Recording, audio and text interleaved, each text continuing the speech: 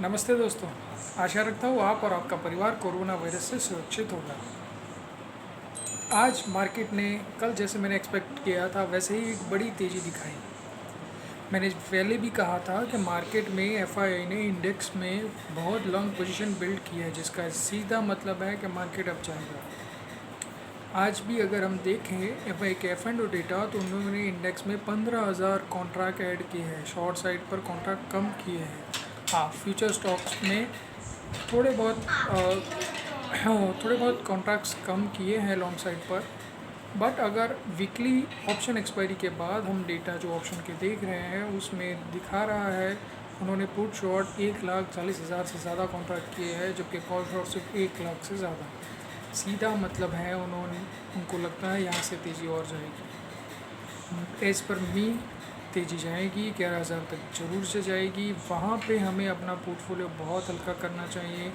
यानी कि मेरा एक टारगेट लेवल है कि 50% कैश लेवल मेंटेन कर 50% कैश लेवल कर लेना चाहिए 11,000 के निफ्टी पर। वहाँ से एक करेक्शन आएगा और वो करेक्शन मार्केट को एक बार 10,000 के नीचे तक भी ले जाएगा। बट अगर हम देखें तो इस मार्केट में जब वो लास्ट लेग होता है तेज़ी का, तब मार्केट में ज़्यादा मोमेंटम होता है, तब जो स्टॉक्स में ज़्यादा मोमेंटम होता है। कल मैंने अपने वीडियो में एसबीआई का टेक्निकल कॉल दिया था।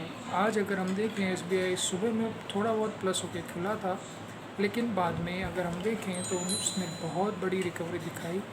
डे एंड पर ऐसा भी पता चला कि कुछ बल्क की डील या फिर ब्लॉक डील हुई है एसबीआई में। एसबीआई चार्ट पर बड़ा ब्रेकआउट दिख रहा है। तो कल भी मैंने बोला था कि 10% से ज़्यादा का तेज़ी दिख सकता है इस हफ्ते में एसबीआई में। अभी भी बोल रहा हूँ, यहाँ से भी और 5-7% की तेज़ी ज़रूर हो सकती है। अगर हम कैश में भी देखें तो मैंने 200 करोड़ से ज़्यादा का बाई किया है। बट मार्केट की जो रैली आज हुई, जो 405 से ज़्यादा प्लस तक ले गई, उसमें एक हर्डल भी आ गया है। जब हम बंद हुए तब डाउन जोन्स 150 से ज़्यादा प्लस था, जबकि अब डाउन जोन्स 405 से ज़्यादा माइनस है। एसएक्स निफ्टी भी 10,760 के ऊपर ही बता रहा है। बट मुझे लग रहा है डाउन जोन्स गिरने की जो सबसे बड़ी वजह है वो है जॉबलेस क्लेम, जो एक्सपेक्टेशन से बहुत ज़्यादा आए हैं। यूएस में हर नागरिक जो एक उम्र से ज़्यादा बड़ा होता है उसको गवर्नमेंट जॉबलेस क्लेम देती है। यानी कि अगर उसके पास रोज़गार नहीं है तो सरकार उसको उसके पैसे देती है। वो क्लेम डेटा इकोनॉमी के इंडिकेटर के लिए सबसे ज़्यादा अहमियत रखता है। हर हफ्ते में वो डेटा गुरुवार के दिन डिक्लेयर होता है। इस बार डेटा एक्सपेक्टेशन से बहुत ज़्यादा आया, यानी कि जॉबलेस क्लेम लोगों ने ज़्यादा क्लेम किया, उसकी वजह से यूएस मार्केट डाउन हुआ है। ये खबर सबसे ज़्यादा पॉजिटिव किसके लिए है? सबसे ज़्यादा पॉजिटिव है गोल्ड के लिए। गोल्ड इसलिए थोड़ा बहुत बढ़ा हुआ दिख रहा है, और सिल्वर जो एक प्रीशियस मेटल भी है और इंडस्ट्रियल यूज़ भी है, उसमें भी ये तेज़ी दिखती है। बट सिल्वर बहुत सालों के कंसोलिडेशन के बाद एक बड़ी रैली के लिए रेडी है। पिछली बार मैंने फरवरी मार्च में सिल्वर का कॉल दिया था, उस पर लग रहा था कि $20 से ज़्यादा डॉलर टर्म में बढ़ जाएगा, लेकिन नहीं बढ़ पाया। लेकिन इस बार ज़रूर से लग रहा है $20 से ज़्यादा जाएगा, और एक बार $20 क्रॉस किया तो $24 बहुत ही जल्दी आएगा। तो सिल्वर में भी, डॉलर टर्म में भी और इंडियन रुपये में भी बहुत बड़ी तेज़ी लग रही है।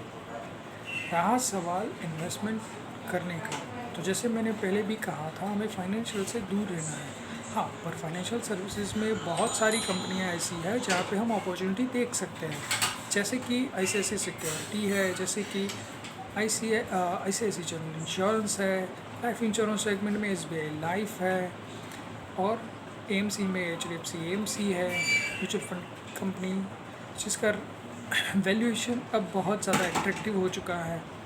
और फाइनेंस में एक कंपनी, गोल्ड फाइनेंस कंपनी, जो मुझे बहुत पसंद है, वो है मन्नापुरम फाइनेंस। सो सेक्टर के लिए नेगेटिव होने के बावजूद भी हमें कुछ स्टॉक्स बहुत अच्छे लग रहे हैं, क्योंकि कोरोना की वजह से उनके बिजनेसेस में पॉजिटिव इम्पैक्ट हुआ है। उसकी वजह से हमें लग रहा है कि ये स्टॉक्स आगे जाके अच्छा परफॉर्म करेंगे। उसके अलावा अगर हम देखें तो मेरा स्टॉक यूनिवर्स वही का वही है। मुझे पसंद है बीएससी। आज बीएससी ने डे एंड पर बहुत अच्छी बड़ी मूवमेंट भी दी थी। और बड़ी अच्छी मूवमेंट भी दे सकता है। वैसे आज BSE का 141 ईयर इनकॉर्पोरेट एनिवर्सरी था, 141 साल, जो दुनिया का सबसे दूसरा पुराना एक्सचेंज है, तो हमें इस बात पर गर्व भी होना चाहिए। उसके बाद मुझे पसंद है CDSL, MCX, IEX, बलरामपुर चीनी। गवर्नमेंट PSUs में पसंद है बालमन लॉरी, कॉनकॉर, गेल ने आज एक अच्छा ब्रेकआउट दिया है। बहुत दिनों के बाद एक कंसोलिडेशन लेवल था 107 का, जो आज उसने क्रॉस करने की कोशिश की है। लग रहा है यहाँ से 10 से 15 बदन का मोमेंट भी आएगा, तो एक मोमेंटम कॉल के तौर पे भी आप गेल को देख सकते हैं। उसके अलावा मुझे पसंद है फिलिप कार्बन, सुदर्शन केमिकल, अमर राजा बैटरी। यूटिलिटीज़ में पसंद है अदानी ट्रांसमिशन, अदानी गैस। और फाइनेंशियल्स में जो मुझे पसंद था वो मैंने आपको पहले ही बोल दिया था। उसके अलावा अगर हम देखें तो मुझे लग रहा है मार्केट में फार्मा स्टॉक्स में भी एक मोमेंटम दिख सकता है। हालांकि फार्मा स्टॉक्स इस साल के लिए बहुत ज़्यादा चल चुके हैं, लेकिन फिर भी अगर आप चाहें तो फार्मा स्टॉक्स में स्पेसिफिकली अगर मैं बोलूँ तो औरो फार्मा और सिप्ला दोनों बहुत कंसोलिडेशन है, लेवल से बढ़ने के लिए रेडी है। तो ये दो स्टॉक्स आप देख सकते हैं मोमेंटम कॉल के तौर पर।